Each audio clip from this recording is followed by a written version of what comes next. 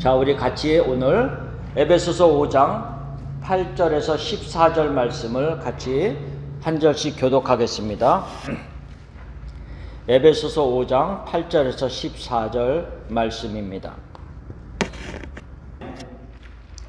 자, 에베소서 말씀은 우리가 계속 처음부터 공부했듯이 6장으로 구성되어 있습니다. 그래서 1장에서부터 3장까지의 말씀은 교리적인 부분을 얘기하고 있고, 또한 4장에서부터 6장 나머지 세 장은 우리의 삶의 실천적인 부분을 다루고 있다라고 우리가 같이 공부를 했습니다. 그리고 특별히 5장에 와서 5장 1절에는 이렇게 시작을 했습니다. 그러므로 사랑을 받는 자녀같이 너희는 하나님을 본받는 자가 되고 라고 하면서 그리스도를, 하나님을 본받는 자의 삶이 무엇인가에 대해서 그 5장에서부터 하나씩 더 자세하게 말씀을 하고 있습니다.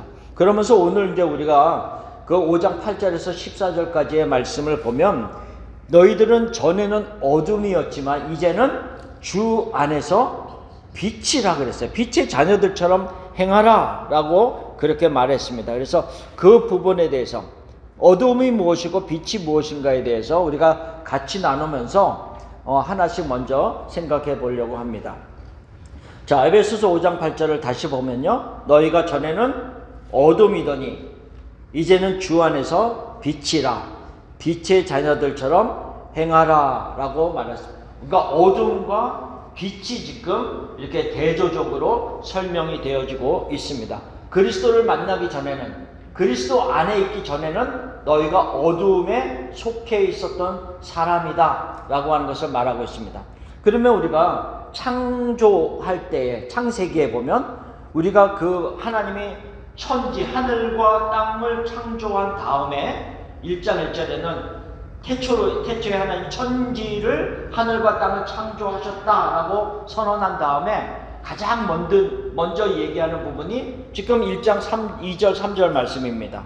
거기에 보면 1장 2절 3절에 보면 땅이 뭐라 그랬어요?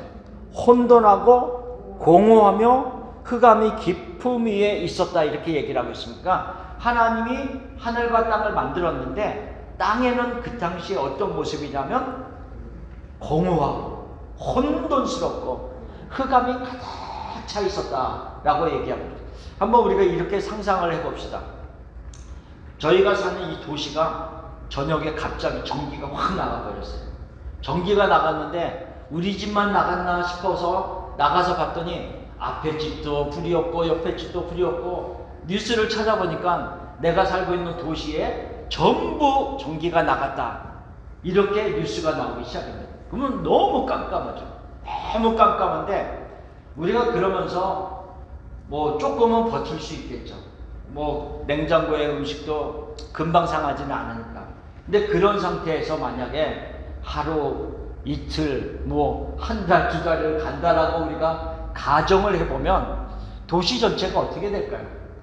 아마 우리가 혼돈이 일어날 겁니다. 그렇죠? 우리가 상상하지 못하는 여러 가지, 물론 어느 부분까지는 상상이 되겠지만 그 이상의 범죄와 뭐 혼돈스러운 일들이 얼마나 많이 일어날까, 이런 생각을 해봅니다. 그러니까는 하나님이 천지를 창조하시고 나서 그 당시의 땅의 모습들이 흑암이, 깊은 흑암 속에 갇혀져 있다는 거죠. 갇혀져 있다. 그러니까 혼돈스럽고 공허하고, 그러니까 empty라는 거죠. 아무것도 없고 그 안에는 깊은 흑암이 있었다라고 하는 것을 말하고 있습니다. 그럴 때 하나님이 그 속에서 처음으로 만드신 것이 뭐였어요? 빛을 만들었단 말이에요. 그러니까 전체가 다 어두움 속에서, 혼돈스러운 그 상황 속에서 가장 먼저 천지를 창조하신 이후에 가장 먼저 만든 것이 빛이 있으라 라고 하는 그 말씀을 통해서 빛이 생겼다, 있었다라고 지금 3절 끝에 말씀을 하고 있다는 거죠. 빛이 있으라.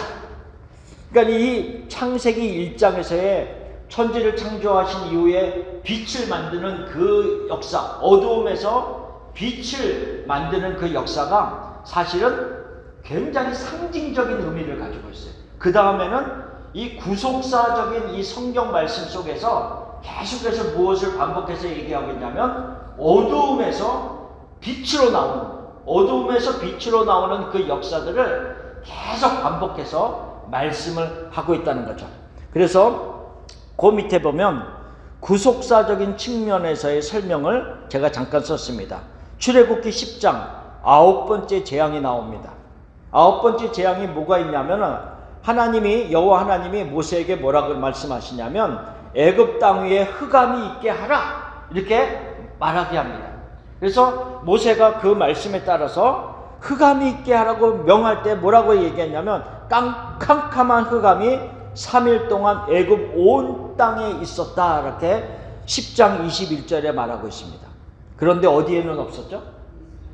네, 이스라엘 백성들이 사는 고센 땅에는 흑암이 없었어요. 거기는 뭐라 그랬어요?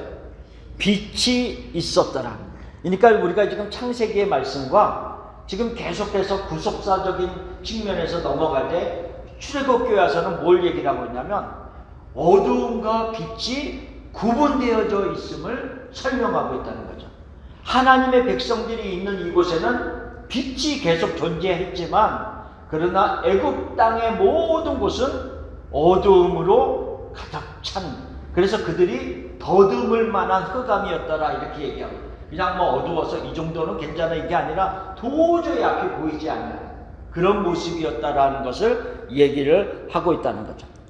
자, 심히 부패한 것은 인간의 마음입니다. 우리가 에레미야 17장 9절에 모든 만물보다 거짓되고 심히 부패했다라고 그렇게 설명을 하고 있습니다. 그렇죠? 근데 우리가 아까 어두움에 대한 창세기 1장에서 어두움에 대해서 얘기할 때 혼돈스럽다,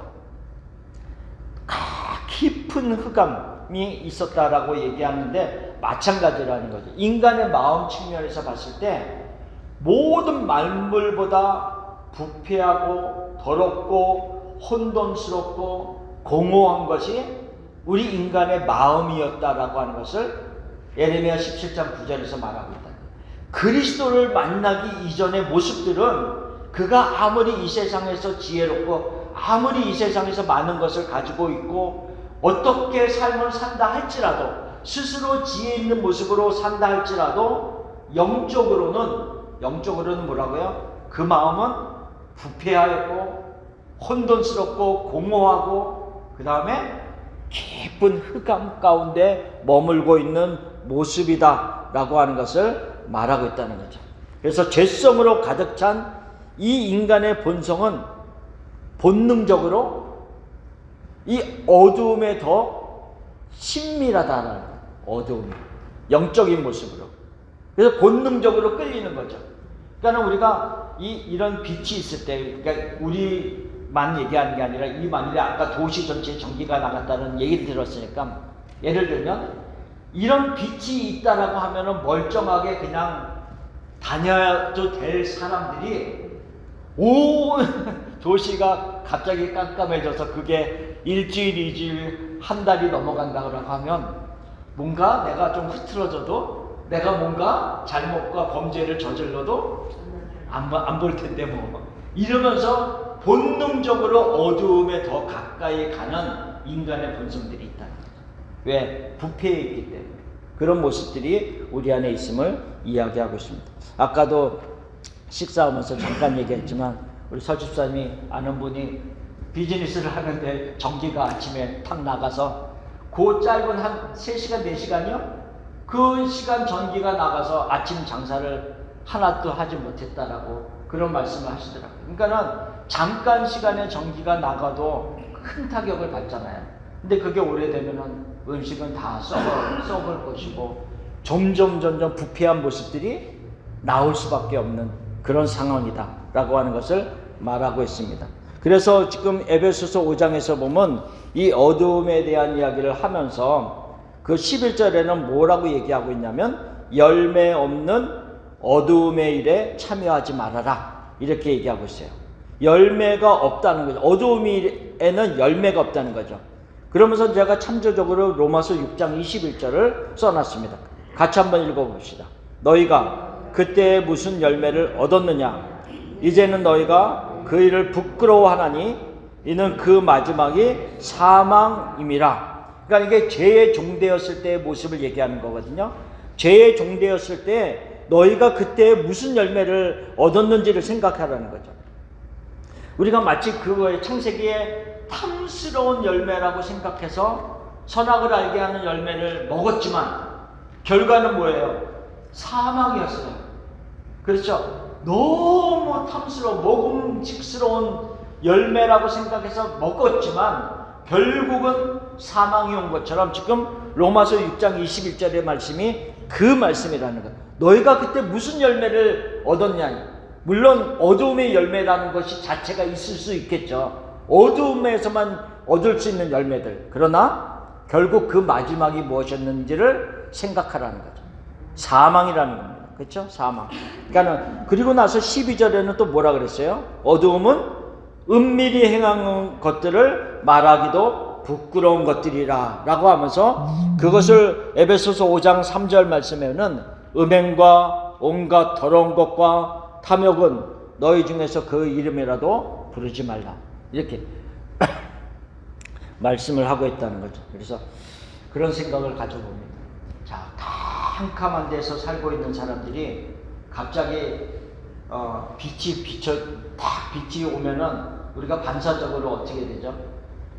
네, 눈을 잘 못 뜨잖아요. 그렇죠? 눈을 잘 못 뜨고 잘 이렇게 막 가립니다. 조금 익숙해져야겠죠. 근데 물론 빛으로 나아가는 거를 좋아하게 되면 점점 나아가겠죠. 그러나 어두움에 있는 것이 너무 익숙하고 내가 잘못한 것들이 드러나지 않기를 계속 원하는 사람들은 빛을 거부하는 거죠. 그래서 문을 닫고 스위치를 내리고 어두움에 계속 머물러 있는 그런 모습일 수가 있습니다. 오래전에 이렇게 집을 이렇게 다니는 적이 있었는데 어느 집을 갔더니요, 창문을 두꺼운 커튼으로 다 가렸어요. 뭐 그럴 수 있죠. 그것까지는 뭐 그럴 수 있죠. 눈이 너무 약하면. 근데 그분이 텔레비전을 거꾸로 뒤집어 놨어요. 우울증이 굉장히 심합니다. 우울증이 굉장히 심해서 뭐냐면 빛을 완전히 차단한 거예요. 집에로 있는 빛을 다 차단하고 심지어는 TV를 통해서도 누군가가 나를 보는 것과 같은 그런 두려움이 있어서 그거를 돌려놓는 거예요.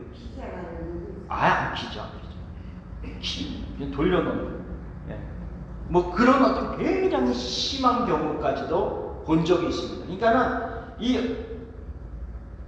우리가 이런 어떤 세력 가운데서 벗어날 수 있고, 물론 약물로도 우리가 도움도 받아야 되고 여러 가지 치료를 받아야 되지만 아울러 이것이 근본적으로 영적인 싸움이라는 것도 알아야 된다는 것을 우리가 뭐 몸이 약하면은 약도 먹잖아요. 그러니까 약을 먹는 것을 통해서도 우리가 도움을 받지만 또한 한편으로는 우리가 영적으로도 해결해야 될 문제들도 같이 병행하고 있다라고 하는 것을 말하고 있습니다. 왜냐하면 요한복음 3장 19절에 제가 무엇을 써놨냐면 예수님이 빛으로 이 세상에 왔다 이렇게 얘기하고 있어요. 그렇죠? 빛으로 세상에 왔을 때 사람들이 자기 행위가 악함으로 빛보다 어둠을 더 사랑한 것이라. 20절에 뭐라 그랬어요? 악을 행하는 자마다 빛을 미워하여 빛으로 오지 아니하나니 이는 그 행위가 드러날까 하며 라고 하면서 영적으로 뭔가 영적인 모습 속에서 빛이 비치면 사람들이 다 빛으로 올 것 같은데 안 그렇다는 거죠.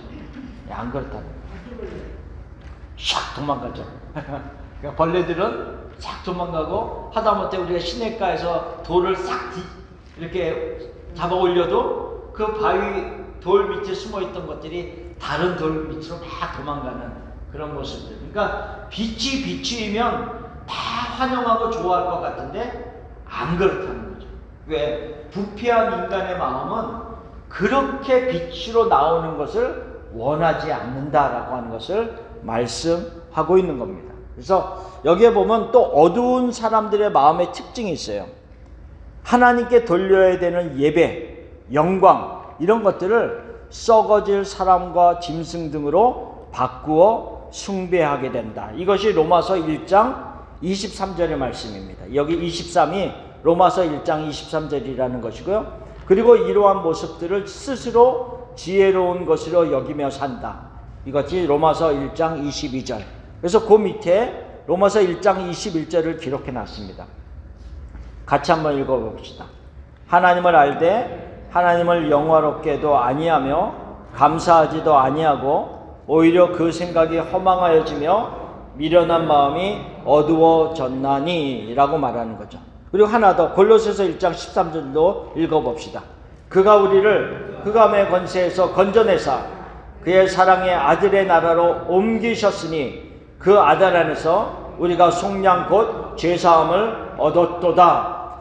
지금 왜 이런 어둠에 관한 얘기들을 쭉 하고 있냐면 우리가 어두움에 속해져 있다라고 하는 특징들이 무엇인가를 알아야지만이 내가 지금 빛에 거하는지 어두움에 거하는지를 알 수가 있다는 거죠.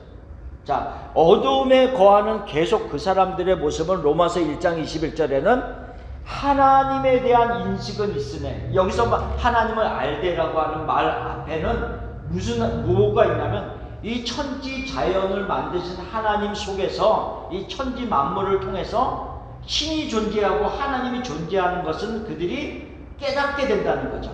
그러나 그 깨달음이 하나님으로 오는 깨달음으로 연결되어지지 아니하고 어떻게 되냐면 하나님의 자리에 다른 것을 그 자리에다 올려놓고 숭배하게 된다는 거죠. 그러니까 옛날에 우리가 뭔가 신은 있는 것 같아.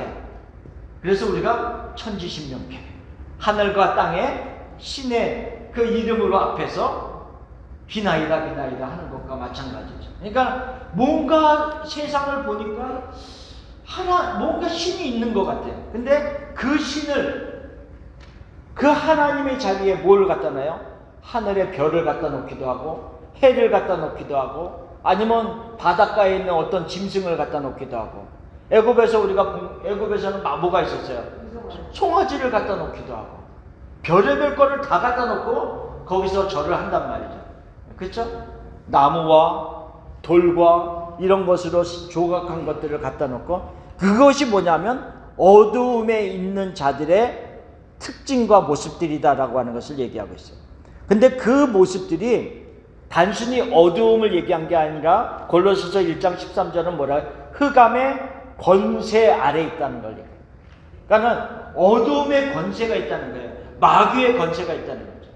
그러니까 단순히 내가 어두움에 있는 그런 모습이 아니라 마귀가 그 영혼을 권세로 붙잡고 있음을 말하고 있음을 얘기하고 있습니다. 그래서 흑암의 권세에서 건져내사 그랬어요. 건져내사. 흑암의 권세에서 우리 스스로 탈출할 수 있는 게 아닙니다. 그렇죠? 내가 어디에 갇혀 있는데 내가 스스로 그 방에서 그 환경에서 내가 스스로 탈출할 수 있는 사람은 아무도 없다. 단 뭐만 있냐면 구출할 수 있는 방법밖에 없다는 거죠. 구출. 그걸 우리가 구원, 구속 이렇게 얘기하는 거죠.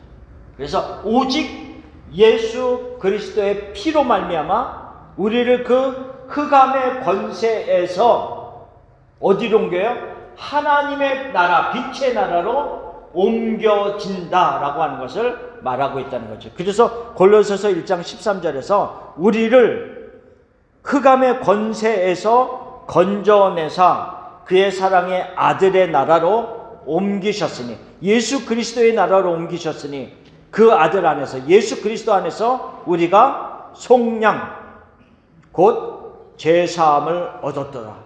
그러니까 예수의 피값을 치르시고 우리를 구원해내셨다. 구출해내었다라는 것을 얘기하고 있습니다. 오래전에 이런 기사를 봤어요.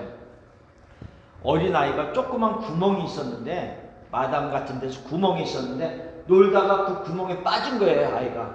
근데 이 구멍이 이렇게 굉장히 왜 그런 구멍이 어디에 있었는지 모르겠지만 구멍이 이런 식으로 됐어요. 이런 식으로 이렇게. 그러니까 위에는 넓은데 점점 좁아지는 거예요, 구멍이. 그러니까 이 아이가 빠져갖고 한 요 정도에 딱 걸린 거예요. 그래갖고 이 아이를 구출해 내려고 그 생각이 난 거예요. 이 떨어져 있는, 약간 떨어져 있는 데다가 구멍을 또 판 거예요. 들어갈 수 있는 구멍. 그래서 이 아이가 있는 데까지 타서 내려가서 여기서 타서 이 아이를 구출해 냈다고 그렇게 설명을 하더라. 그러니까 이 아이가 빠졌을 때 생각해보세요. 스스로 벗어날 수 있는 방법이 전혀 없다는 거죠. 그러니까는 고민하다가 어떻게 하면 이 아이를 무사히 구출해 냈을까를 고민하다가 옆에 깊은 구멍을 하나 파고 그 옆을 타서 이 아이를 건져냈다. 이런 기사를 오래전에 본 적이 있습니다. 마찬가지라는 거죠. 우리가 이런 깊은 어둠의 구멍에 빠졌는데 우리 스스로 벗어날 수 있는 방법은 아무것도 없습니다. 그러니까 예수 그리스도의 피로 우리를 그 속에서 건져내셨다라고 하는 것을 말하고 있습니다. 자, 그래서 요한계시록 맨 밑에 보면 요한계시록 21장 23절을 읽어봅시다. 새하늘과 새 땅이고요, 거룩한 성 예루살렘에 대한 이야기를 하는 겁니다. 그 다음부터 그 성은 해나 달의 비침이 쓸데없으니 이는 하나님의 영광이 비치고 어린 양이 그 등불이 되심이라 라고 말합니다. 자, 지금 아까 창세기 1장에 어두움 가운데 혼돈하고 공허하고 깊은 흑암이 있었다. 그 속에서 빛을 만드셨잖아요. 그 창세기 1장에서부터 쭉 시작해서 지금 요한계시록 21장에 오면은 예수님이 재림하시고 나서 오신 이후에 새하늘과 새 땅이 생깁니다. 그러니까 옛날의 땅과 옛날의 하늘들은 다 없어지고 새하늘과 새 땅이 생기는데 그곳에는 뭐가 있다고요? 다른 해와 달의 빛이 필요 없어요. 하나님의 영광의 빛이 비치어지기 때문에 그 안에 모두 거니는 그런 모습들. 누가? 그리스도 안에 있는 자들이. 그리스도 안에 있는. 그러니까 우리가 지금 계속해서 창세기부터 어둠에서 빛을 만들었고 구속사적인 측면에서 애굽에 사는 사람들은 어둠이었는데 그러나 고센 땅 이스라엘 백성들이 사는 곳은 빛이 있었고 그래서 어둠의 흑암의 권세에서 너희를 빛의 나라로 옮겼고 그리고 우리를 향해서 너희는 세상의 빛이다라고 예수님이 말씀하셨고 우리는 빛의 자녀다라고 말씀하는 이 모든 것들이 연결되어져서 마지막에 우리들은 어떤 모습으로 살 것인가? 빛의 나라에 하나님의 영광이 비치는 그 새하늘과 새 땅에서 빛을, 그 영광의 빛을 받으면서 너희들이 살게 될 것이다 라고 하는 그 모든 맥락, 구속사적인 측면에서 지금 연결되어지고 있다는 것을 말하고 있다는 거죠. 그래서 에베소서 아까 5장에 너희가 전에는 어둠이더니 이제는 주 안에서 빛이라 라고 하는 이 한마디 안에는 그 모든 내용들이 포함되어 있다. 너희가 전에는 흑암의 권세 아래서 사망이 결국은 너희가 맺는 마지막 열매이었지만 이제는 너희가 뭐라고요? 그 흑암의 권세가 아니라 빛의 나라로 옮겨져서 영원히 하나님의 영광의 빛을 받으면서 살아가는 하나님의 자녀들이 되었다라고 하는 것을 말씀하고 있는 겁니다. 자, 빛의 모습들입니다. 그것이 8절의 말씀이고요. 자, 그 다음 페이지를 봅시다. 우리가 이 말씀을 보면서 오늘 조금 더 생각해 보려고 합니다. 그러면 빛의 자녀들처럼 행하는 자의 모습 속에서 주를 기쁘시게 하는 것이 무엇인가 시도하고 확증하라. 자, 10절 말씀을 한번 봅시다. 10절. 주를 기쁘시게 할 것이 무엇인가 시험하여 보라. 자, 예수님이 하나님이 무엇을 기뻐하실까요? 한번 생각해 보세요. 무엇을 기뻐하실까요? 예배. 예배를 기뻐한다. 뭐 당연히 맞습니다. 자, 그러면 이제 그거를 생각하시기 전에 우리가 먼저 이 생각을 해봅시다. 네, 우리가 이제 부모의 입장에서 우리의 자녀들이 어떤 행동을 할 때 기뻤어요? 말 잘 들을 때, 네? 순종할 때, 네, 맞습니다. 또 우리의 자녀들이 어떤 모습일 때 보통 기뻐해요? 부모님들이, 우리들이. 네, 맞아요. 그렇죠? 건강하고 잘 살고, 네? 아빠 엄마 사랑하고 밝게 지내고 건강하게 지내고, 그리고 또 뭐 부모님들과 엄마 아버지와 잘 소통하면서 여러 가지 이야기들을 나눠주고, 그러니까 저도 그런 생각이 드는 거예요. 이제 뭐 부모님 다 하늘나라 가셨지만, 그러니까 이제 결혼하고 나서 이제 가끔씩 이제 집에 찾아가면 그렇게 반갑게 맞아주시는, 그래서 그 생각이 또 갑자기 나더라고요. 참 얼마나 기뻐하셨을까, 이런 생각들이 이제 저도 나이가 조금씩 들어가다 보니까 이제 그때 그 모습들이 생각나고, 또 우리 아이들이 이제 같이 집에 있기도 하고 또 떨어져 나가서 살기도 하고 하니까, 나가서 살 때 또 엄마랑 주로 통화하면서 영상 통화를 해요. 영상 통화를 하면서 한참 동안 서로 얘기하는 모습. 그러면 제가 옆에 껴서 조금 저도 얘기하고 서로 소통하고, 그런 모습 속에서 기쁨이 있다고. 그러니까 우리가 그런 모습들을 하나님과의 관계 속에서 이렇게 적용을 해보면, 하나님이 언제 우리들의 모습을 보고 기뻐하실까, 이런 생각을 해보는 거죠. 그러면 언제 기뻐하실까? 부모, 아버지 하나님이 우리가 어떤 모습을 보일 때 기뻐하실까요? 그렇게 다시 한번 생각해 보는 거예요. 언제 기뻐할까요? 가까이 가서 주님 생각할 때, 주님 생각하고 가까이 나오고 예배하고 착하게 살고, 그렇죠? 빛의 열매는 모든 착함이 있다고 그랬으니까 착하게 사는 거, 선하게 사는 거, 못 튀기고, 그렇죠? 맛있는 거 드리고, 하나님께 우리의 삶을, 우리의 시간을 드리고 선물 줄 때, 그렇죠?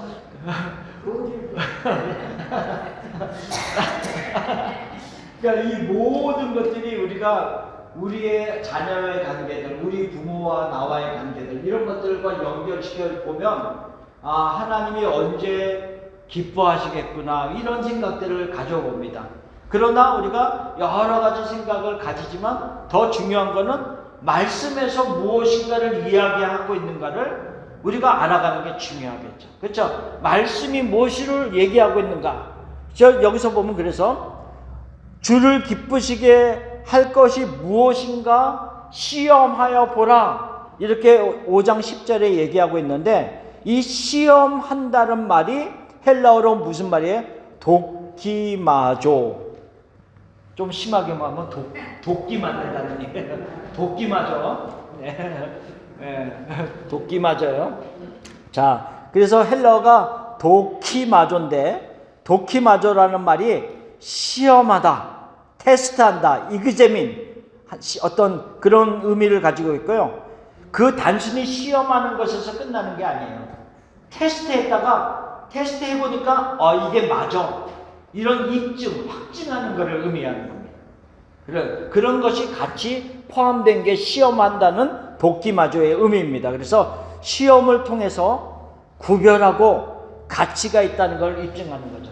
그러니까 우리가 어떤 금속들을 정금과 같은 것으로 우리가 낼 때 이 금속을 녹여서 온전히 순금으로 구별해내는 것. 아니면 우리가 어떤 경우에는 이 물건이 이게 제대로 만들어졌는지 안 만들어졌는지를 테스트해보고, 이게 불량품이야, 이런 것들은 건져내고, 제대로 만들어진 것들은 이쪽으로 가서 우리가 상품으로 팔 수도 있고, 이런 여러 가지 테스트하는 것. 그래서 진짜를 구별해내는 것이 도끼마조의 의미다라고 하는 거죠.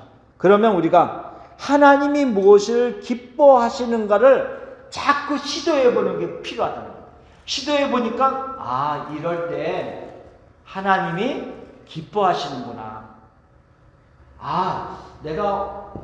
내가 이렇게 우리 엄마 아버지한테 용돈도 드리고 맛있는 것도 사드리고 하니까 우리 부모님이 좋아하시네. 이게 예를 들면 시도해 보니까 좋아하시네. 그러면 내가 매일은 못하더라도 가끔은 내가 자주 해드려야겠다. 이렇게 시도해 보고 입증해 보니까 그러면 내가 이렇게 해야겠구나. 이렇게 하는 것처럼 마찬가지라는 거죠. 그런 것처럼 내가 하나님이 기뻐하는 것을 무엇인지를 자꾸 테스트해 보다 보니까 내가 하나님 앞에 나가서 기도할 때마다 하나님이 내 기도를 기뻐하며 받아주시는구나. 이러면서 하나님 앞에 나가는 거죠.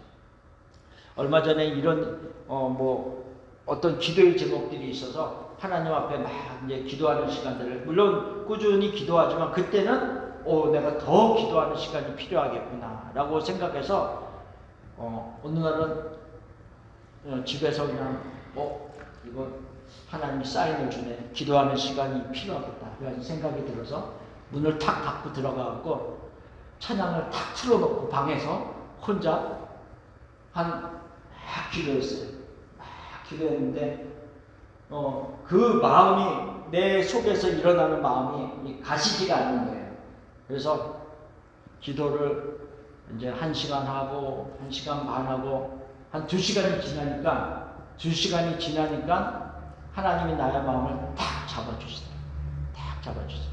그러면서 우리가 빌립보서 4장 6절 7절 말씀처럼 아무것도 염려하지 말고 오직 모든 일에 기도와 간구로 너희 구할 것을 감사함으로 하나님께 알아라. 그리하면 모든 지각에 뛰어난 하나님의 평강이 그리스도 예수 안에서 너희 마음과 생각을 지키시리라. 그거예요. 그러니까 그 마음을 가지고 하나님 앞에 막 기도하면서 쭉 나갔을 때 마지막에 하나님이 내 마음의 평강을 딱 주시면서 하나님이 나한테 딱 응답하시면 됐다. 그러니까 상황은 바뀌어진 것이 없지만 상황은 특별히 바뀌어진 것이 없지만 그 기도를 딱 마치고 나니까 하나님이 나한테 주는 평강이 딱 온다. 그 다음에도 그 문제를 가지고 기도하지만 그 다음에 기도할 때는 하나님이 주신 평강 안에서 꾸준히 기도할 수 있는. 그러니까는 우리가 이런 어떤 하나님 앞에 하나님이 무엇을 기뻐하실까를 시도하고 입증하고 그것을 입증한 다음에는 그 모습대로 살아가는 그런 모습들이 필요하다라는 것을 얘기하고 있다는 거예요. 그래서 말씀을 통해서 하나님의 말씀을 통해서 하나님이 기뻐하시는 것을 발견하는 게 필요하다. 발견하는 거예요. 자, 이 발견한다는 의미도 아까가 시험하다, 발견하라, find out 이렇게 영어로는 써 있어요. 그렇죠? finding out. 그러니까 시험한다는 말. 돕기마저라고 하는 말이 그 안에 다 포함되어 있다는 거죠. 자, 로마서 12장 2절이 이 돕기마저에 대한 똑같은 단어를 쓰고 있습니다. 같이 읽어봅시다. 너희는 이 세대를 본받지 말고 오직 마음을 새롭게 함으로 변화를 받아 하나님의 선하시고 기뻐하시고 온전하신 뜻이 무엇인지 분별하도록 하라. 여기서 분별하도록 하라라는 말이 돕기마저라는 말이에요. 그러니까는 하나님의 선하시고 온전하시고 기뻐하시는 뜻이 무엇인지를 자꾸 우리가 시도해서 테스트를 해봐야 돼요. 이거구나. 말씀을 보니까 이렇게 되어 있는데 그러면 내가 한번 테스트 해봐야지. 그랬더니 맞아, 이게 맞는 믿음의 삶의 모습이야 라고 하면서 자꾸 우리가 확증하고 그 삶을 살아가는 것이 필요하다라는 것을 말하고 있다. 자, 그래서 우리의 삶 속에서도 몇십 년 동안 우리가 신앙생활 해왔잖아요. 그러면 우리의 삶 속에서도 경험한 바가 있단 말이죠. 어느 때에 하나님이 이러한 나의 모습을 기뻐하시고 좋아하시는지 그런 모습들이 우리 각자가 있잖아요. 그렇죠? 우리가 이 토요일날 아침에 새벽 시간에 모여서 말씀을 나누는 거 하나님이 기뻐하시겠죠? 얼마나 기뻐하실까요? 그렇죠? 그러니까는 우리가 말씀을 같이 나누고 이렇게 같이 공부하고 말씀 공부하고 하는 거 하나님이 기뻐하신다. 왜? 하나님 앞에 나온 것이고 하나님의 말씀을 듣는 것이고 그 말씀 안에서 우리가 또 하나씩 붙잡고 살아가려고 애쓰는 그 모습이 하나님이 우리 모습을 볼 때 얼마나 기특하겠어요.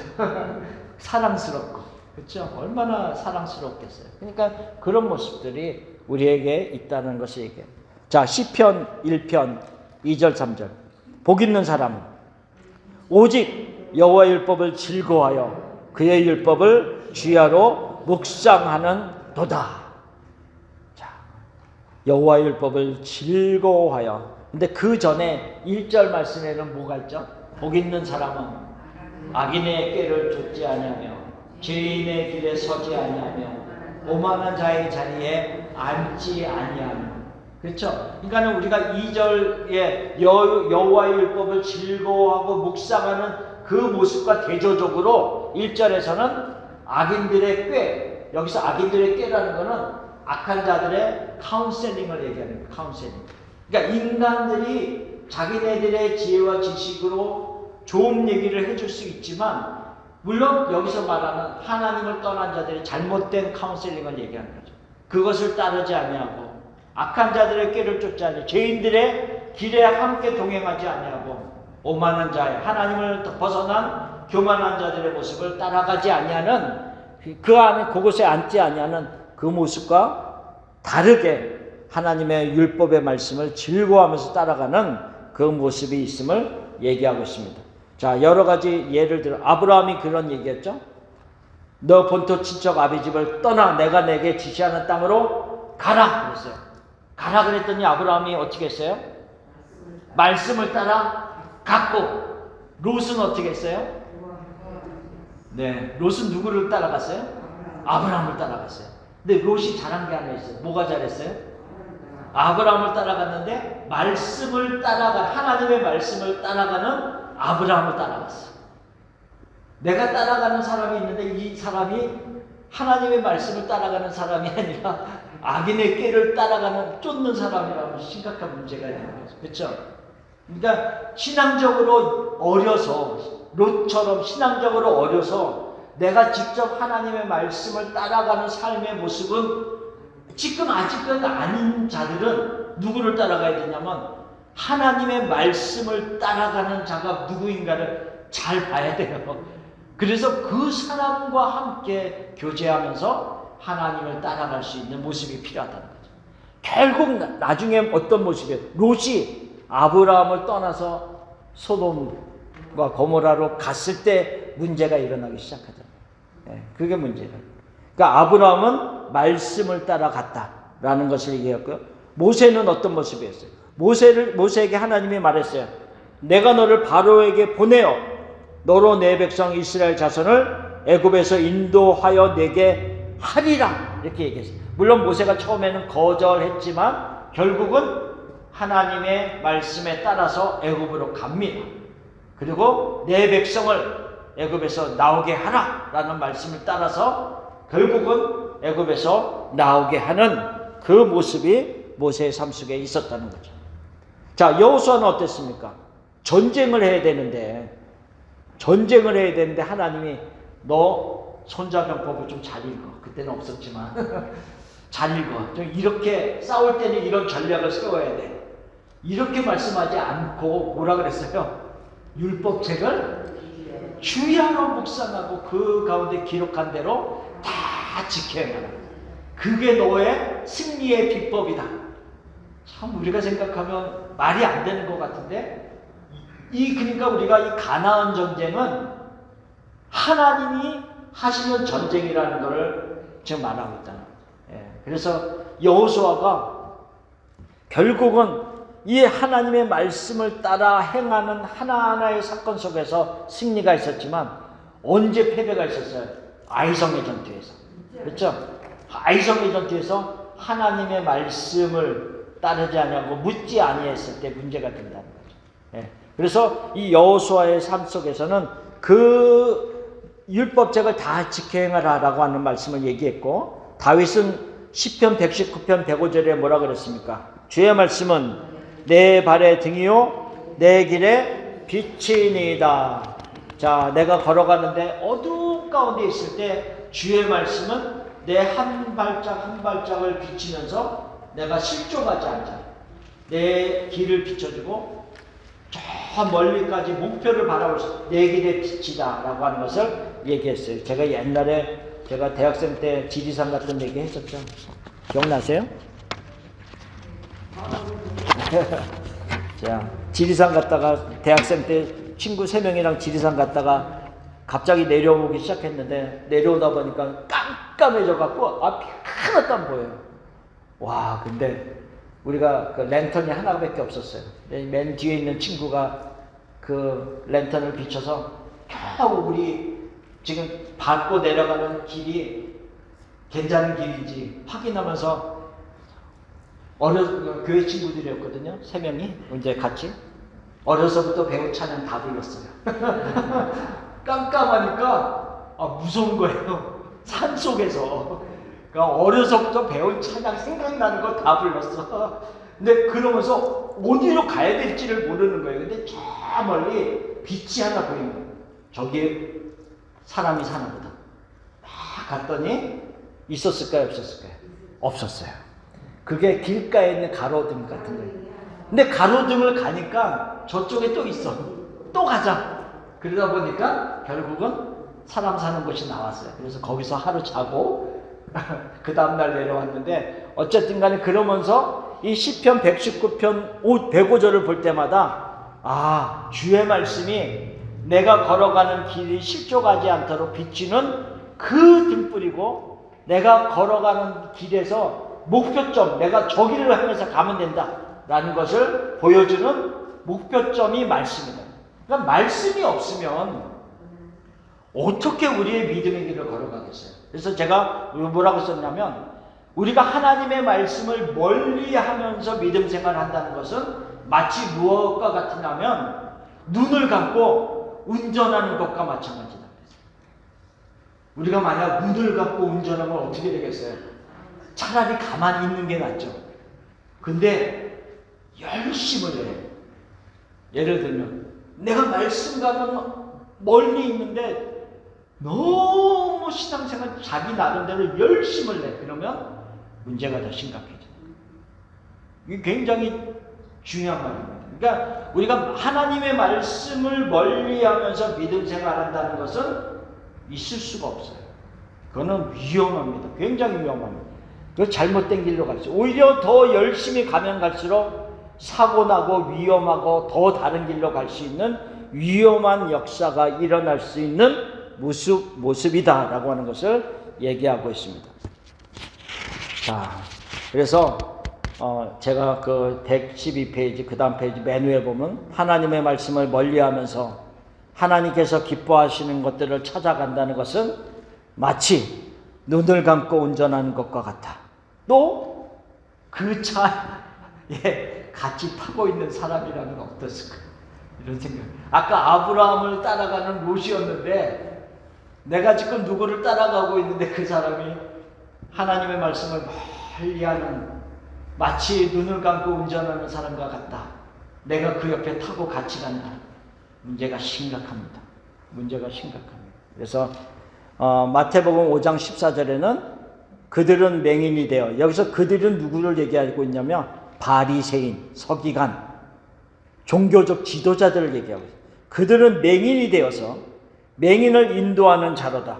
만일 맹인을 인도하면 둘이 다 구덩이에 빠지리라 하시니. 그리고 로마서 10장 2절 3절은 같이 읽어봅시다. 내가 증언하노니 그들이 하나님께 열심히 있으나 올바른 지식을 따르는 것이 아니니라.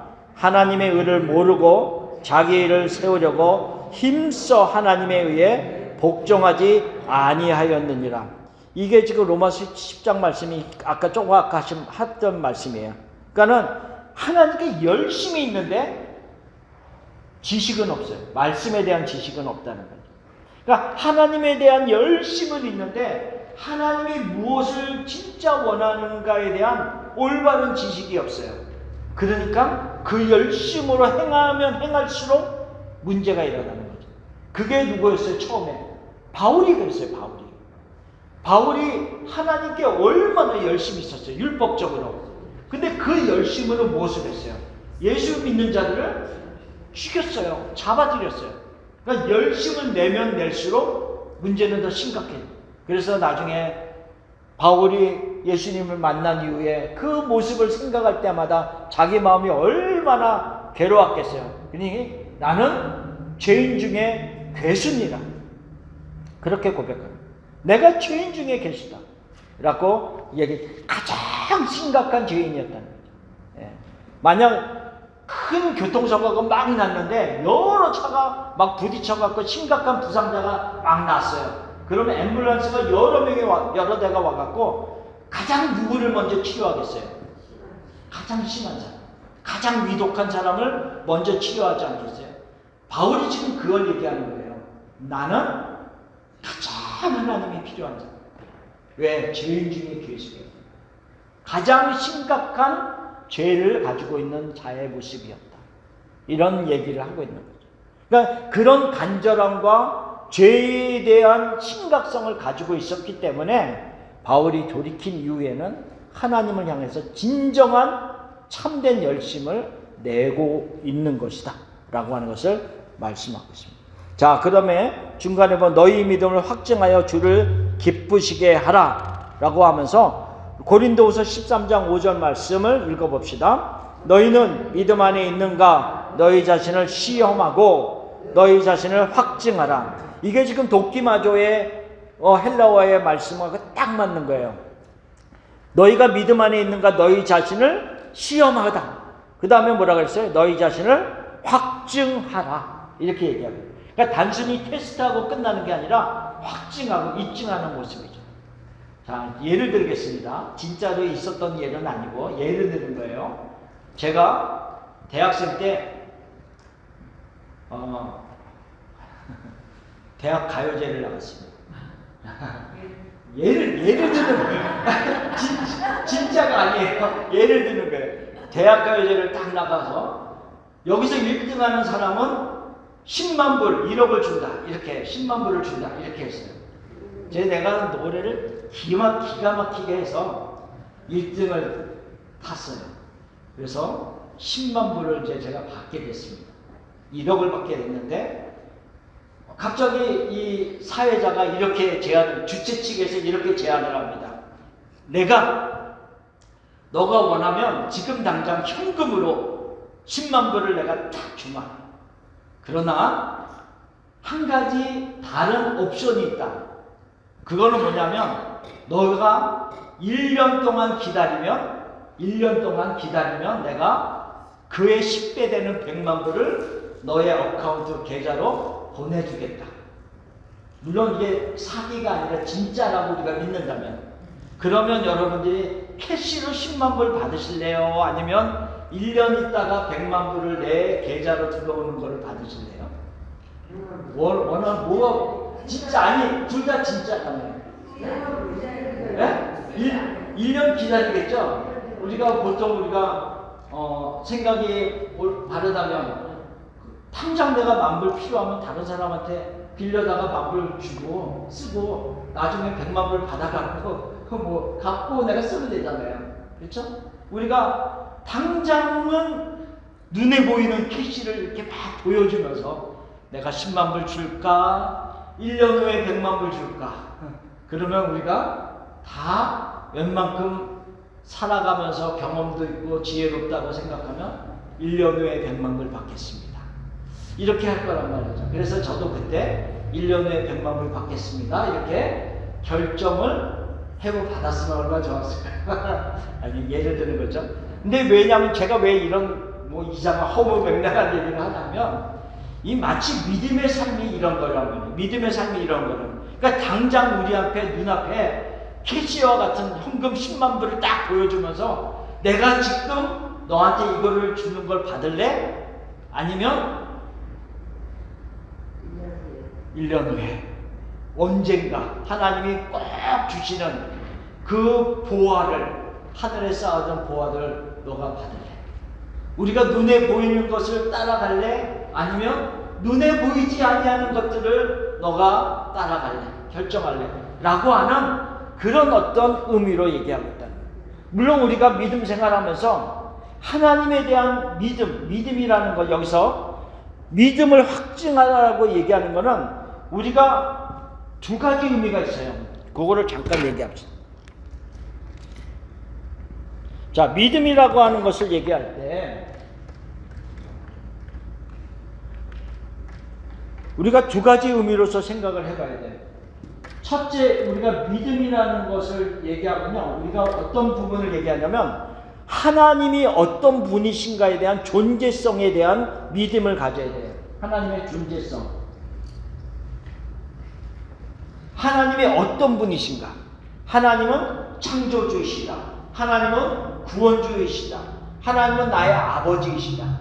이런 어떤 하나님의 존재에 대한 이야기를 우리가 생각하면서 하나님의 어떤 성품적인 의미도 생각할 수 있어요. 하나님은 선하신 분이고, 하나님은 또 어떤 분이 인자하신 분이고, 사랑이 풍성하시고, 여러 가지 측면. 그러니까 우리가 하나님의 존재적인 측면에서 우리가 믿음을 얘기해요.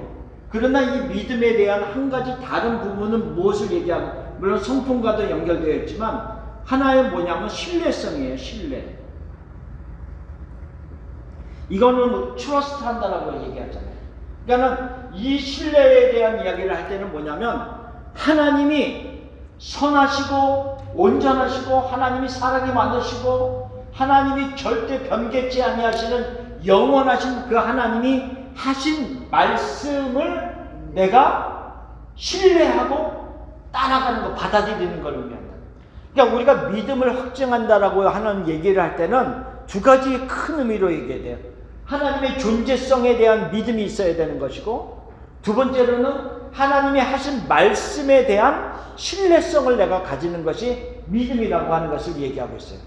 그래서 지금 우리가 그 히브리서 11장에 나오고 있는 믿음의 사람들의 쭉 모습을 보면 그 모든 믿음의 사람들이 하나님의 존재성에 대한, 하나님이 어떤 분이신가에 대한 것을 확실히 알았고, 그 다음에는 그들의 삶 속에서 그 하신 말씀을 따라서 움직이는 신뢰성이 있었다라고 하는 것을 이야기하는 겁니다.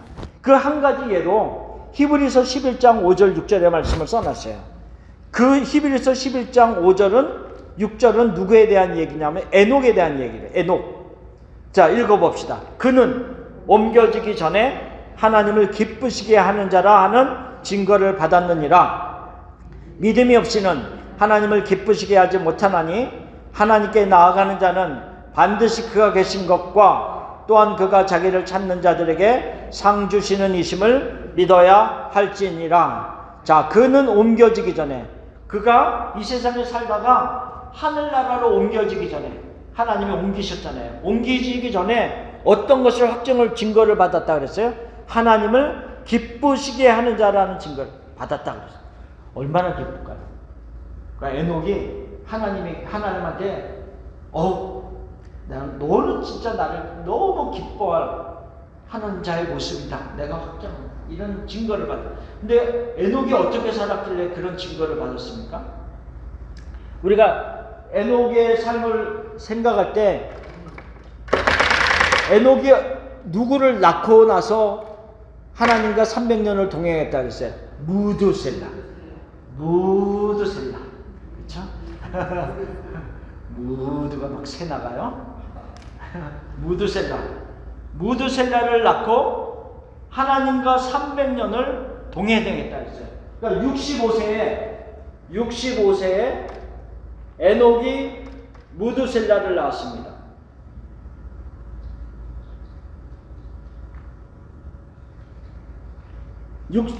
65세 무드셀라를 낳고 300년을 하나님과 동행했어요.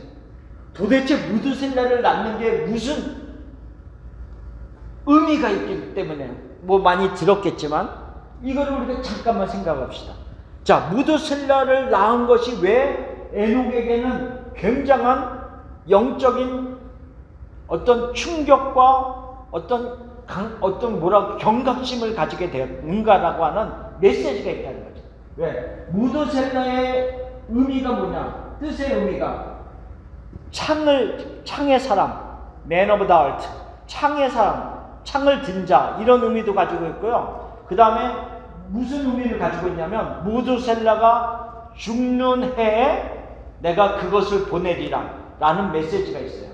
무슨 의미냐면요, 무드셀라가 죽는 해에 하나님이 이 세상을 심판하리라 라고 하는 메시지를 에녹에게 준 거예요.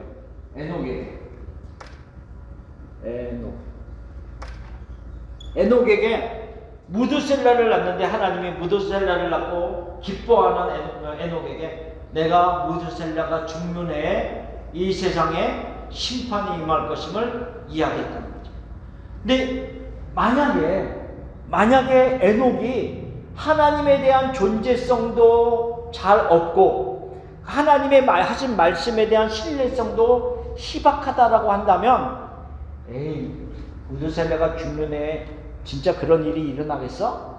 이렇게 생각할 수도 있고, 아니면 진짜 그런 일이 일어날지도 모르겠네 라고 하면서 1년, 2년, 10년, 100년까지 해도 굉장하지만 무드셀라가 어쨌든 간에 오랜 시간을 살아보는데 아무 일도 안 일어나거든요. 무드셀라가 언제 죽는지도 나도 모르겠고, 얘는 뭐 나보다 더 많이 살겠지, 내가 우리 아들이니까. 그리고 그냥 살아갈 수도 있잖아요. 근데 에녹이 몇 년 동안 하나님과 동행했다고요? 300년. 그 말의 의미는 뭐냐면 300년이라는 그 긴 시간 동안 끊임없이 신실하게 하나님의 말씀을 마음에 품고 믿음의 길을 살았다라고 하는 것을 얘기하고 있어요. 그래서 제가 에녹은 어떻게 하나님을 기쁘시게 하는 자라는 증거를 받았는가라고 했을 때, 무드셀라의 이름의 뜻, 창의 사람, Man of the Earth, 그가 죽을 때에 그것이 보내질 것이다. 그래서 하나님이 무드셀라가 죽을 때에 심판이 임할 것임을 얘기했는데, 첫째로는 무드셀라는 하나님의 존재됨, 창조주의 하나님, 모든 것을 주관하는 섭리의 하나님, 그 하나님에 대한 인식이 있었어요. 존재인식이 있었어요. 그리고 나서 하나님의 말씀에 대한 신뢰성도 있었어요. 노아의 아들 무드셀라가 죽을 때 심판이 임할 것에 대한 확실한 신뢰성이 있었어요. 그리고 나서 그 믿음을 가지고 신실하게 오랜 기간을 꾸준하게 살아가는 그런 모습이 있었기 때문에 하나님이 에녹을 볼 때 얼마나 진짜 너 대단하다 이런 마음이 있었을 것 같아. 너 참 너의 모습을 보니까 참 대단하다. 같이 가자. 같이 하나라도 너 가자. 이 세상에 살지 말고 가자. 이러면서 그가 죽음을 보지 아니하고 하늘나라로 올려간 사람이 됐다는 것을 이야기하고 있다. 그러니까 우리의 삶 속에서도 마찬가지예요. 우리가 첫째로 믿음을 확증하고 주를 기쁘시게 하려는 삶을 살아가기 위해서는 첫째로 나는 하나님의 존재성, 하나님이 어떤 분이신가, 그 하나님이 모든 것을 창조하셨고 나를 창조하셨고 또 나를 어두움의 흑암의 권세에서 구원해내신 창조주일 뿐만 아니라 구원자이시고 그리고 나를 너무 사랑하시는 분이시고 하는 이런 존재성에 대한 믿음이 확실하게 나에게 있는가를 먼저 봐야 되고요. 두 번째는 뭐예요?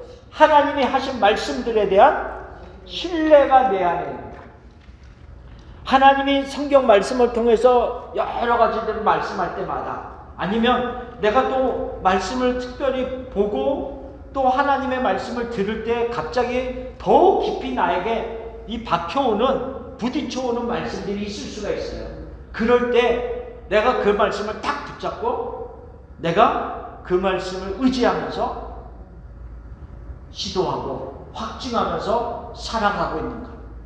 그러면 그 모습이 하나님이 보실 때 기뻐하는 모습이라는 거죠. 그래서 그 히브리서 11장 6절 말씀을 다시 보세요. 믿음이 없이는 하나님을 기쁘시게 하지 못하나니 하나님께 나아가는 자는 반드시 첫 번째 뭐라고요? 그가 계신 것과 존재성에 대한 얘기를 하는 거죠. 두 번째로는 그가 자기를 찾는 자들에게 상 주시는 이심을 믿어야 할지니라. 하나님의 말씀을 신뢰하고 꾸준히 그 안에서 살아가는 자들에게 하나님이 보답을 해준다는 거죠. 보답을 한다는 거죠. 그렇죠? 우리가 하나님의 말씀을 들을 때 기뻐하고 하나님의 말씀대로 살아갈 때 넘어졌다가 다시 힘을 내고 하나님의 사랑 가운데 살아가는 여러 가지 보답들이 그 상들이 우리에게 있다는 것을 말하고 있습니다.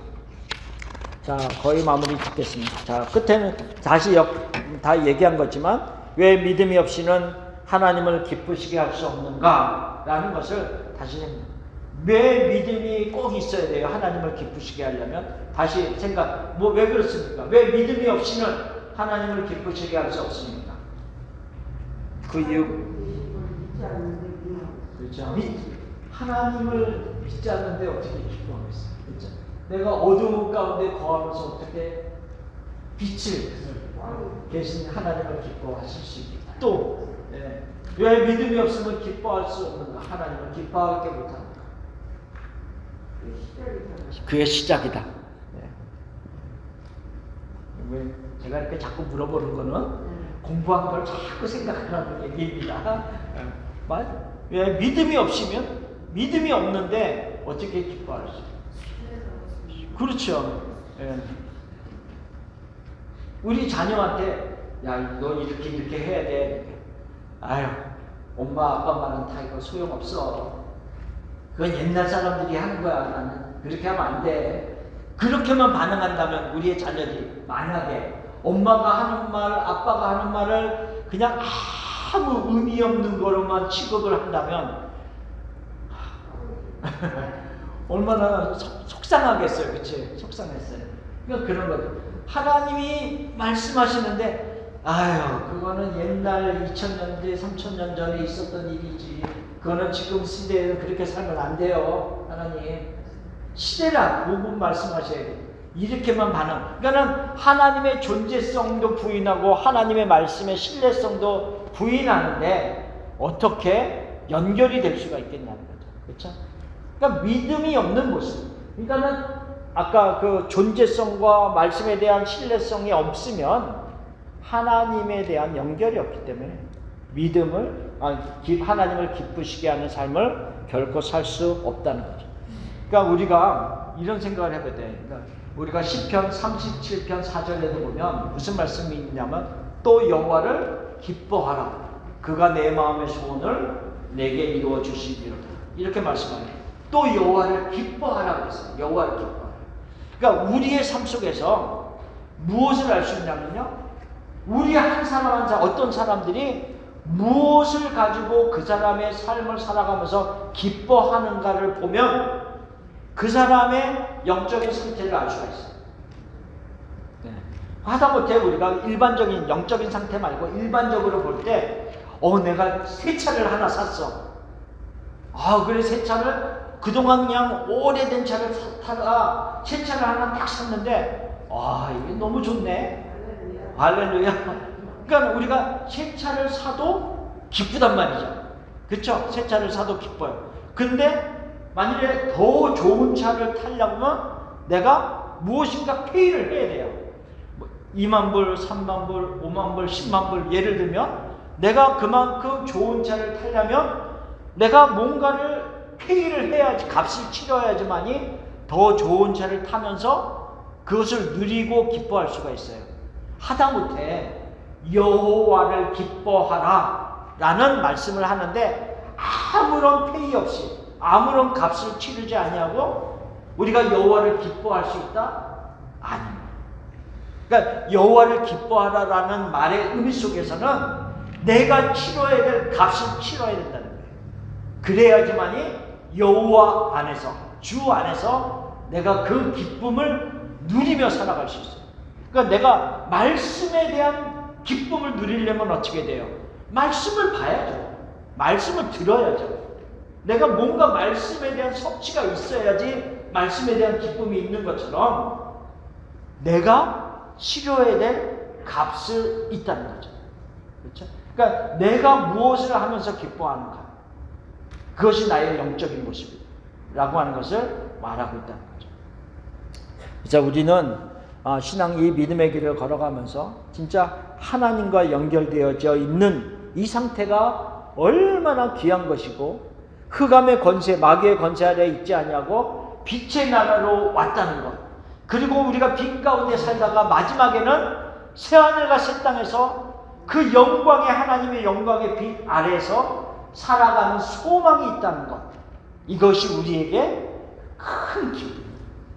얼마나 기쁩니까? 그렇죠? 우리는 이런 모습으로 살아가는 자들입니다. 그래서 에베소서 5장 14절 그러므로 그래서 이르시기를 잠자는 자여 깨어서 죽은 자들 가운데서 일어나라. 그리스도께서 너에게 비추이시리라 하셨느니라. 잠자는 자여. 잠자는 자는 죽은 자는 아닙니다. 그렇죠? 잠자는 자여 깨어나라. 근데 그가 어디 가운데 같이 있었어요? 죽은 자들 가운데 있었어요. 그러니까 마치 뭐냐면요, 너희가 전에는 어두움이더니 이제는 주 안에서 빛이라라고 얘기했는데 내가 빛으로 왔는데 자꾸 어두움에 가서 같이 자고 있는 모습이에요. 살아났지만 영적으로 살아났는데 자꾸 어두움 가운데 머물러 있는 자들을 향해서 지금 사도 바울이 뭐라고 했어요? 잠자는 자들이여 깨어서 죽은 자들 가운데서 일어나서 빛에 합당한 자로 행하라 라는 말씀을 하고 있는 겁니다. 그래서 빛으로 오신 예수님 안에 거하는 자의 모습들, 그리고 나서 그 모습대로 행하라 라는 것을 말했는데요, 다음 주에 이 부분에 대해서 또 성령의 충만함, 시와 찬미의 그 모습들, 하나님을 찬양하는 모습들, 이런 모습들에 대해서 더 계속해서 나누겠습니다. 오늘은 여기까지 하겠습니다. 자, 질문 사항이 있으십니까? 자, 없습니다. 자, 기도하고 마치겠습니다.